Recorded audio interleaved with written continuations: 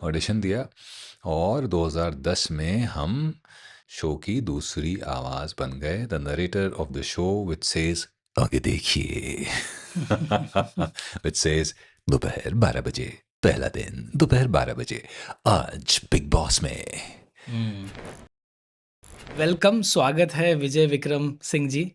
कैसे हैं सर आप? मैं तो यार बहुत मस्त हूँ, दिल्ली आके तो बहुत ही मज़ा आता है मुझे हमेशा। तो आपको बहुत ज़्यादा जाना जाता है बिग बॉस के वॉइस के रूप में, बट लोग नहीं जानते कि आपने बहुत सारे शोज़ के लिए नरेशन किया है। कौन बनेगा करोड़पति, आपका स्टार्टिंग डांस इंडिया डांस से हुआ, ठीक है। उसके बाद आपने बहुत सारे मास्टर शेफ, इंडियन आइडल और भी बहुत सारे शोज़ के आपने नरेशंस किए हैं। जी। सबसे ज़्यादा पॉपुलर आप बिग बॉस के लिए। तो ये जर्नी जो है आपकी वॉइस नरेशन की और ये इंटरेस्ट जो आपने जगाया और इसको आपने कैसे कैरी थ्रू किया to become what you are right now? So I am an accidental artist. मैं कानपुर का, मैंने बताया, पला बड़ा हूँ, तो मुझे ये परफॉर्मिंग आर्ट्स तो कभी हमारे रेडार में भी नहीं था करियर के। मैं फौजी बनना चाहता था, नहीं बन पाया, फिर एमबीए कर लिया बीएचयू से। कैट अपीयर हुए 2002 में, 2001 में 93 परसेंटाइल आए हमारे और हमको बीएचयू में एडमिशन मिला। इंटरनेशनल बिजनेस में एमबीए किया हमने, कैंपस प्लेसमेंट हुई जेपी सीमेंट में, फिर हम सरकारी, भारत सरकार की नौकरी करने लगे एमएसटीसी में। एमएसटीसी में जब थे तब बॉम्बे ट्रांसफ़र हुआ। बॉम्बे में ट्रांसफ़र हुआ तो किसी ने ओवर पीरियड ऑफ टाइम कहा कि तुम्हारी आवाज़ बहुत अच्छी है। मैंने कहा हाँ, मैं गाना नहीं गा पाता हूँ। कह रहे नहीं नहीं, गाने के अलावा भी बहुत कुछ होता है आवाज़ से। मैंने क्या होता है? तो वहाँ से पता चला कि क्या होता है और ये समझ में आया कि मेरा भी एक इंटरेस्ट है जो मुझे पता ही नहीं था। 29 साल की उम्र में ये हादसा, ये सुखद घटना हुई हमारे साथ। और वहीं पर हमने जब ये एक दो दिन ये सब चला और स्टूडियो भी गए और देखा, मैंने कहा गुरु यही करना है, कम से कम एक बार ट्राई तो करना है ये।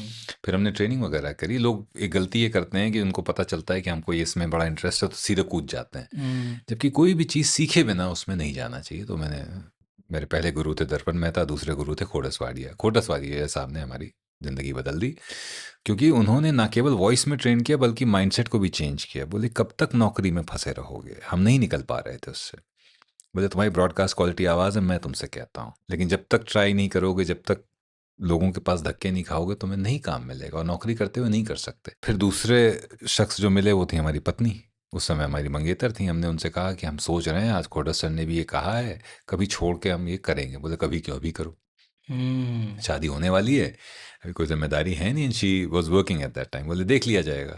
मेरी किस्मत अच्छी थी कि नौकरी छोड़ी और 1 महीने का नोटिस पीरियड सर्व किया। उस नोटिस पीरियड के दौरान ही डांस इंडिया डांस सीज़न 1 मुझे मिल गया। तो जो मेरी महीने की सैलरी थी वो उन 6 एपिसोड 8 एपिसोड से आने लगी मेरे पास। फिर धीरे धीरे काम मिलने लगा, छोटा छोटा छोटा था। डांस इंडिया डांस के बाद डीआईडी लिल मास्टर्स मिला, फिर सारेगामापा मिल गया, फिर सारेगामापा लिल चैम्प्स मिल गया। और फिर 1 साल के अंदर एक ऑडिशन के लिए कॉल आया कि हम बिग बॉस की दूसरी आवाज़ ढूंढ रहे हैं, नरेटर्स वॉइस को ढूंढ रहे हैं, आप अपना सीडी भेजिए। सीडी भेजा, 2 महीने बाद कॉल आया ऑडिशन के लिए।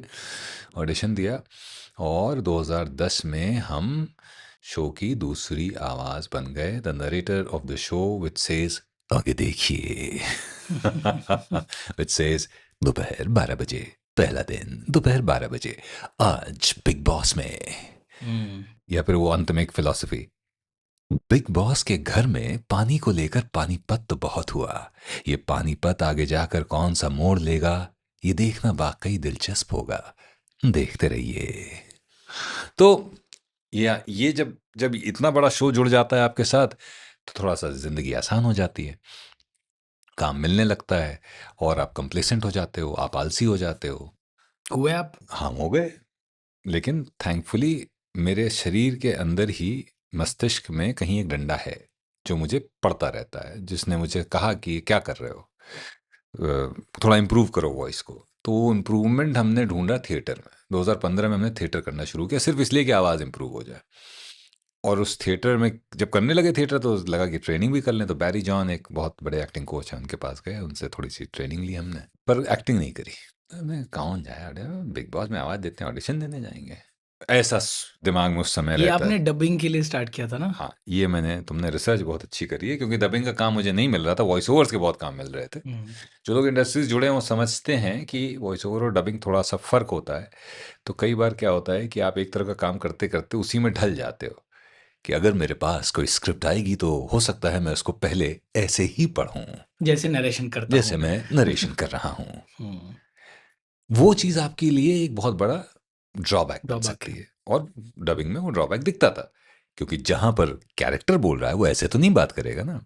उसमें इमोशन डालना पड़ेगा अलग-अलग तरह का, अलग-अलग सिचुएशन पे। बिल्कुल, तो वो थिएटर हमने किया हुँ, इसीलिए कि थोड़ी आवाज़ और खुले, अदायगी आए और उसका फ़ायदा मिलने लगा, थोड़ा-थोड़ा डबिंग का काम मिला और उसका फ़ायदा एक और चीज़ ये हुआ कि मेरी अवेयरनेस बढ़ गई, मैं ट्रेन करने लगा फिर लोगों को। जब आपकी अवेयरनेस बढ़ जाती है तो आपको चीज़ें ज़्यादा बेहतर समझ में आती हैं, तो मैं ट्रेन करने लगा। यही ट्रेनिंग देते-देते किसी एक शो में पहुँच गया, जहाँ मुकेश छाबड़ा जी भी थे।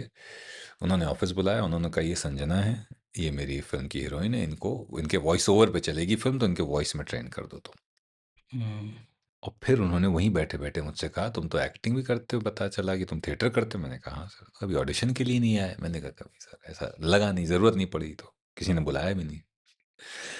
तो किसी ने बुलाया भी नहीं, ये बोल दिया था मैंने उनको। तो उन्होंने कहा, "अच्छा करोगे ऑडिशन?" मैंने कहा, "हाँ, क्यों नहीं करेंगे?" तो उन्होंने किसी को बुलाया, बोला इसका ऑडिशन ले लो। तो अगले दिन पता चला कि वो ऑडिशन था फैमिली मैन में अजीत के लिए। वहाँ से जर्नी शुरू हो गई एक्टिंग की, हालाँकि वो सिर्फ़ शुरुआत थी ये समझने की कि मुझे अभिनय में कितनी मेहनत करनी पड़ेगी। तो जब ये समझ में आ गया तो तुरंत हमने दोबारा वर्कशॉप में एनरोल किया, मेथड एक्टिंग 6 महीने समझी, 6 महीने की वर्कशॉप वहाँ करी। फिर सौरभ सचदेवा हमारे मित्र हैं जो बैरी जॉन में पहले फैकल्टी हुआ करते थे, उन्होंने अपनी एकेडमी खोली, एक्टिंग एक्टिंग स्टूडियो खोला और फिर हम उनके पास पहुँच गए। हम दोस्त है और वो टेक्निक पढ़ाता है जो मुझे थोड़ा ज़्यादा समझ में आती है। वहाँ से जर्नी ने थोड़ा-सा और बेहतर टर्न लिया क्योंकि अब मुझे अभिनय समझ में आने लगा। कि हुँ, इतना गहरा सागर है कि जितना डूबते जाओगे उतना पता चलेगा कि तुम्हें कितना नहीं आता है। हुँ, और परफेक्ट अभिनय जैसी कोई चीज़ होती ही नहीं है। दूसरा, मुझे ऐसा लगता है, हो सकता है और दूसरे लोग इससे डिफ़र करें कि अभिनय की कोई एक टेक्नीक भी नहीं हो सकती। अभिनय जो है एकदम स्पिरिचुअलिटी की तरह है, ईश्वर की तरह है। आप यहाँ पर हो, ये ईश्वर है, इसके पहुँचने के बहुत सारे मार्ग हैं। आप कौन-सा मार्ग चुनोगे वो आप पर निर्भर करता है, कोई एक मार्ग मुझे लगता है नहीं है। इनफैक्ट मैं तो ये भी कहूँगा कि मैंने 3-4 टेक्निक्स पढ़ी हैं थोड़ी-थोड़ी, तो मुझे ऐसा लगता है कि कई बार ऐसा होता है कि एक दिन आप एक टेक्नीक से वहाँ पहुँच जाते हो जहाँ आपको पहुँचना है, दूसरे दिन वो टेक्निक आपके लिए नहीं काम करती है। आप एक दिन आप इमोशनल मेमोरी से पहुँचते हो, एक दिन आप इमेजिनेशन से पहुँचते हो, एक दिन आप सब्स्टिट्यूशन से पहुँचते हो। तो इसीलिए बहुत ही कॉम्प्लेक्स और बहुत ही सिंपल फील्ड है ये। Complicated yet very simple. The only thing that is required is a connection with yourself and an awareness. तो ये 8 साल के अभिनय के सफ़र में इतना सा भी मुझे समझ में इतना सा आया है। तो अब प्रयास जारी है कि और समझें और बेहतर काम कर सकें। कंपनी की क्लिप्स चैनल को सब्सक्राइब कर लीजिए क्योंकि ऐसे बड़े-बड़े एपिसोड्स के बहुत छोटे-छोटे बाइट साइज़ इनसाइट्स हम लेके आते हैं कंपनी की क्लिप्स चैनल पे। तो career guidance, mentorship, even jobs के लिए कंपनी क्लिप्स को सब्सक्राइब कीजिए।